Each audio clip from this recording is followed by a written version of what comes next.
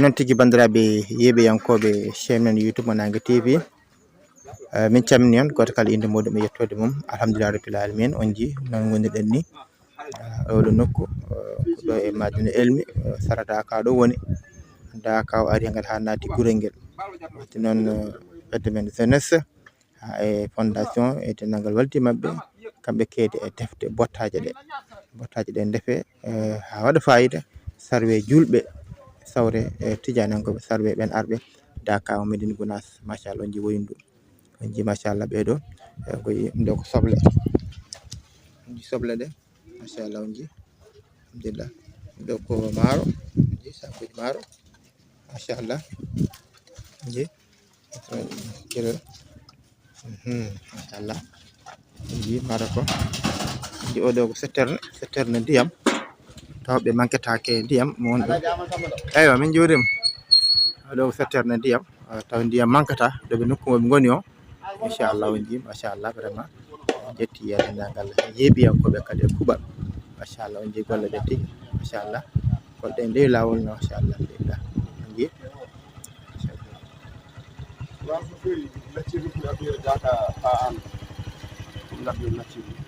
Amma Diallo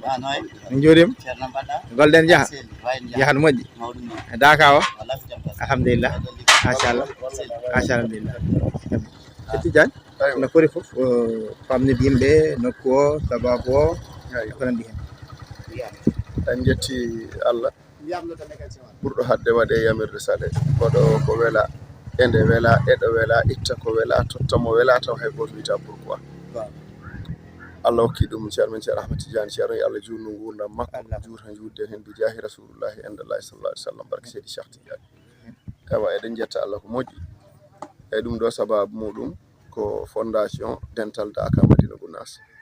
e gardugol ceerno men ceerno Ahmad Bayel ceerno ko noon e ceerno Bara ceerno Abdoul Aziz ceerno ko noon e ceerno Mouhamadou Baba e mawɗo Abou An ceerno Kebe e dendagal wallitiɓe mabɓe fof e kuuɓal e ko kamɓe caari ɗum ɗo e alhamdulillahi rabbil alamin en gandi kam so wiyama Daka wiye fondation so neɗɗo wi Daka ala kuɗin gadotoɗa miijade ko fondation e joni noon ko fondation ne immini ɗum ɗo nde tawno daiman eɗen gandi hoɓɓe ceerno ewa hankkadi alhamdulillahi rabbil alamin fof ko Daka kadi ko e ceerno ɗum yowiti ko e ceerno fawi kamɓene ɓe ƴetti ɗum en charge ɗe juuɗe mabɓe daranade hen ceerno wallodirde e mum e on banggue e noddude hen kadi aduna o fof nde tawno fulɓe mbi wulago jamma accitake e goto Daka wulago fof jeeyi ko julɓe fof jeeyi ko aduna fof jeeyi ɗum waɗi waño omo jari wattude hakkille no fewi tawno jiida defanteɓe ɗo ɓe wona arɓe e Dakaji mumen ala ko ɓe ganduɗa uniquement addiɓe ko pour Daka e sécurité Daka gila e ko wayno joguiɓe sonorisation ko wayno joguiɓe réseau hande ɗen gandi ko technologie joga gila e Orange ha e Tigo ha e Expresso kamɓe fo e ɓeɗo ewa ɓeɗo addiɓe ko Daka kono kadi wallodirde men tawno ɗen gandi nokkuji goɗɗi ɗi soɓe jeeyi toon e won koɓe mbaɗirante hono no gonɗen e wadde ɗo ni ha e hydraulique saabu sa wi ñamde mbiya ndiyam sa wi dewal Allah mbiya ndiyam e kamɓe joyi ɗiɗo seterneji wa hydraulique eɓe ganduɗa ko debbu séri en ɓe joguiɓe keblorde public pawateɗe ɗe ɓeɗo kadi ko enen jogui ñamdu mabɓe ko wayno santé ewa woni cellal ewa ko wayno croix rouge ɓeɗo caggal na ɗum ko enen jogui alhaali mabɓe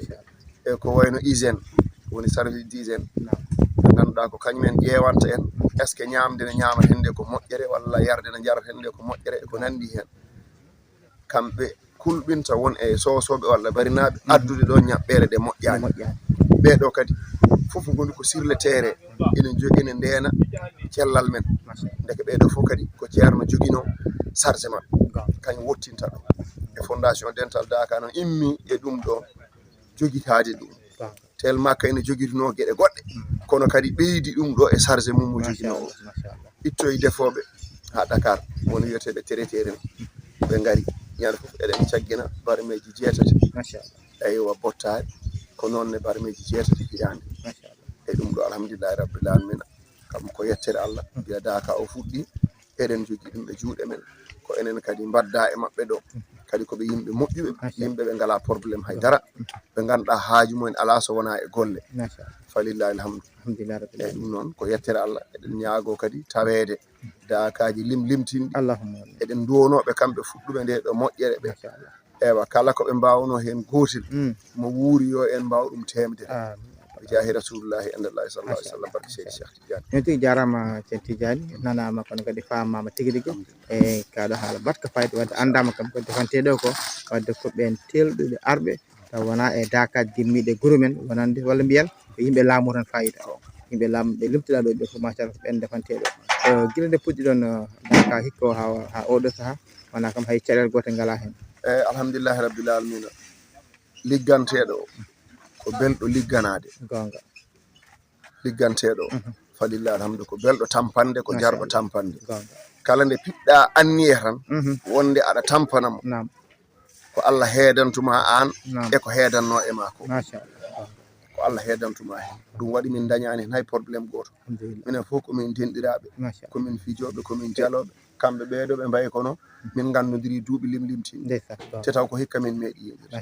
deke ganda foof ko Allah kono kadi ko tampanteɗo o ko jarɗo tampande ko beɓɗo tampande sa a dillini tan Allah tawrete hani ɗe ɓa sikkude ko an o taw ala wona an ala ko kanko neɗɗo o foti noon machallah en dañani hen beltanama no fewi machallah nden min ƴettat guilay guertoɗe ɗe hay machallah Camara yo li nga def ay ngasi de luta nga dindi kii bi der bi ndax dañu bëgg liggéey bi gaaw rek waaw parce que am ñoo xam dañu ko cee bàyyi mais comme ginaar dafa bari ñu préféré dina dëbb pour liggéey bi gaaw parce que dañu bëgg rek bi teel a pare daal léegi boo ko dindee foofu lay gën a gaaw mu ñor ou bien lan la raxas bi raxas bi waaw pour raxas bi gaaw set set moom dafa bari waaw léegi bii yoon yàlla def na ñëw ngeen fii di Dakar Médina Gounass bii mooy seen premier ñëw fii di toggal nit ñi ou bien waaw bii mooy sunu premier ñëw fii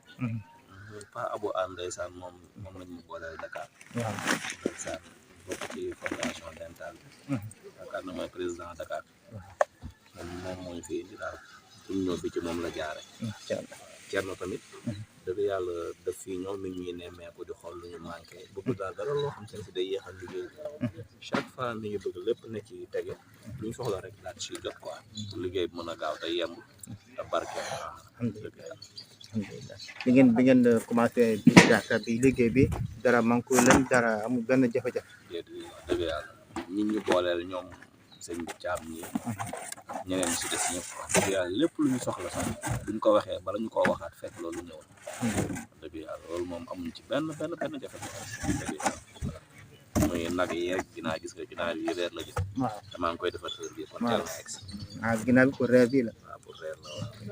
macha allah yàlla baax bu baax lañ lay sax ñaanal Cerno tam mu yàgg fi loolu te amiin dëgg yàlla ñaan sama borom li mu bëgg daal moo ko xam sama borom yàggal ko fi loolu tam wér waaw ba li mu yéene liggéeyal suñu borom mu defee ko no kawe njortam alhamdulilah yàlla baax kontaan nañu lool jaarajëf Camara machallah en ji magasin o machallah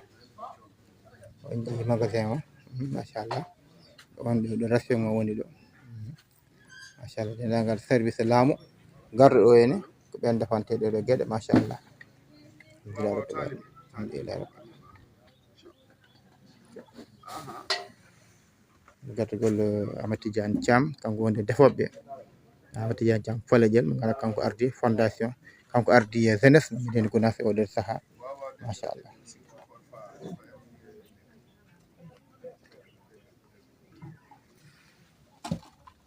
jiɗɗo kon ko suftinoyde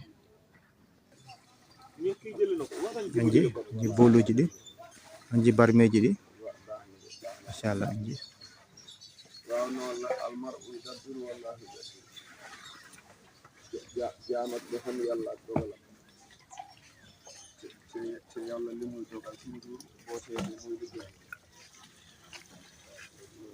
jiɗɗo waɗi ɓe lota maaro ko